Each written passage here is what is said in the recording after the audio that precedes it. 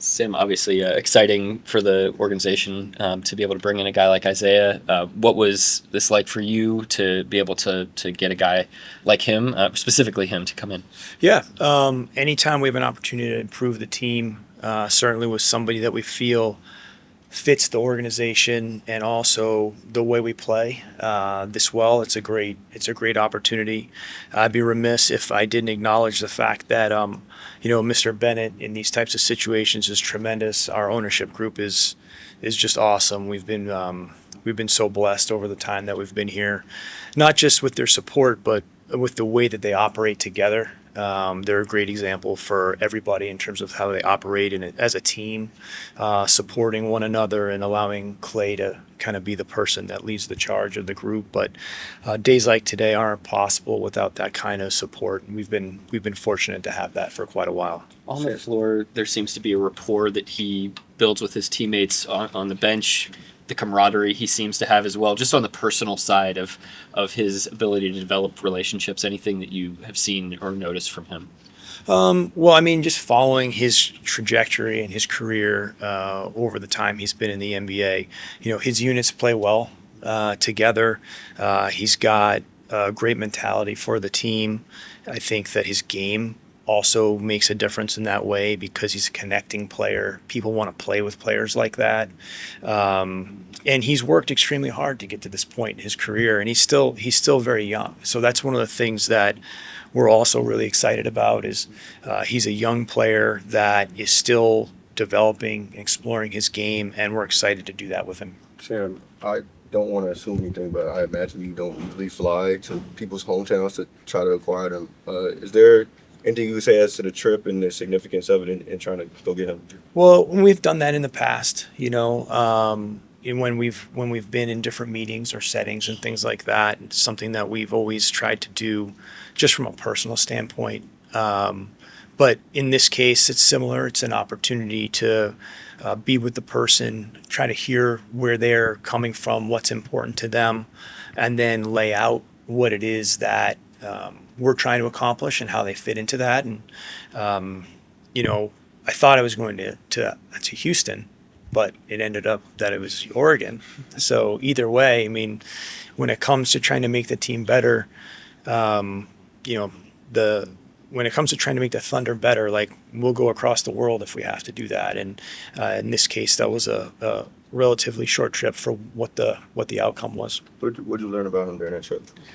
Well, you spend a lot of time researching players, watching players, talking to people about them, but there's no substitute to actually sitting down in front of them and listening. I think in those types of situations, the default for a lot of people is to do a lot of talking. I think it's more important for us to do more listening in those situations, try to understand their story from their point of view. What are they trying to accomplish at that point in their career? How we might be able to help them do that, and also help our team as well. And I think that was a big part of it. Learning about his family, a lot of the different journeys he's been on, situations he's been in, things that have helped him, how to help him explore his potential, and also line that up with the aspirations we have as a team and organization. You've talked in the past about when you add somebody not compromising the good stuff that you do. Mm-hmm. Talk about how he fits into the way you play and Yeah. how he fits. Well, I mean, we've talked about that end of last season, probably previous years as well. We're looking for players that help us strengthen our strengths, also help us improve our limitations, but not at the expense of the overall collective of the team or the strengths that I was talking about. I think he does that pretty swiftly. He's going to help us in some areas that we've wanted to improve, but I think in his ability to do that, he's not taking away from some of the things that we do well, and that's pretty rare. So, you could oftentimes just go out there and look to fill a need with the lowest common denominator or what's available at that particular time. You can feel good about that in the moment, but shortly thereafter, you'll see that there could be two or three other things that have now become problems that weren't in the in the past. So I think he does that easily. He's a connecting player. He's a smart player. He plays our style of basketball. He also happens to be like a big player, which I know people were very focused on. But I think the thing to notice about him more than anything is that he's a good basketball player. He happens to play the center spot, but he's a good basketball player. We would want people that process the game like that, play both sides of the ball, good teammate, extreme professional. I feel really good about the professionalism and the seriousness of both Alex and Isaiah in terms of how they carry themselves, how they approach their craft, what we're bringing into the building. So all those things, I think, make him a really good fit in that way. More pick and roll with him because he's not going to step out and shoot threes like Chet, but his strengths on offense. Well, I think, again, that's going to take some time. That's really a marked question in terms of how we want to deploy him. But when you have a player that can read the game the way he does, is comfortable with the ball in his hands, that opens up so many things for us. And, it gives us someone different in terms of, how he approaches the position, which I think is good. I think, as I said at the end of the season, like we're not trying to prove anybody wrong with our play style. We're not, rigidly committed to one way or another. I think what we don't want to be is ordinary. And at the same time, you want to be diverse. And I think what his addition does is it takes us from being, unorthodox in a lot of ways to being more diverse. And so I think he just bolsters what it is that we do. Getting the draft picks that you got, signing the free agents back with Joe and with Wiggins, and getting Hartenstein, is this about as smooth as off seasons you've had in a minute? Well, they're all different, they're all different. Doesn't really matter, what it looks like right now. Obviously, we have to go out, kind of go back to square one. Whether or not we made these additions or we didn't, we're going to have the same challenge in front of us. Everybody understands how good the Western Conference is. It's been excellent in the past. I think it's at peak level, now, more than ever. I think one of the things that's helped accelerate our team and our performance and our development as a team is the fact that we play in the West. Every single night we're out there. We're on the razor's edge of competition. You really have to have your game together. It's not an easy conference to play in, and I think that's helped our team develop quickly. At the same time, we're not going to walk into the season with any wins from last year. We're going to have to kind of go back and stack days, stack experiences. As trite as that sounds, it really is, unfortunately, the path to improvement and success, and our ability to maintain that mentality from training camp on and really work on the things that drive success is going to be kind of the formula we have to follow. Sam, this is the highest profile free agent you've signed, costliest also. How tough was the sell? Did you sense? I don't know. I think, well, the first thing is you have to acknowledge the fact that, Isaiah was coming from a great situation. I think the worst thing you could do is to walk into a situation and try to diminish the current place that the player has played in. I think showing a lot of respect for that, respecting how hard a decision like that can be for a player, especially when they've had success, personal and collective. You can only put your best foot forward. I think it's less about thinking about the past with the other team and more about trying to paint a picture of the future with your team and what that can potentially look like. Part of that for us was, him being 26, our belief that we can continue to his development and put him in situations to continue to expand, his strengths and what it is that he does well. But, these are really tough decisions for free agents. They've earned the right to make these decisions, and all you can do is try to go out there and express what you see and what could be, and you put your best foot forward. But fortunately for us, I think he was able to see some of the things we were talking about, and we're excited that he's chosen to come with us. Do you remember much about him during the draft process? A little bit, I mean, there's been a lot of drafts, but yeah, absolutely. Remember him through the draft, and then, we followed him closely through his time in the league, and especially as we've been moving, into our current approach and play style, as there's certain players that, really resonate for us that we feel like can amplify what it is that we do, that we feel like we might be able to help as well. The thing with him that also I think is important is that obviously he's a connecting player.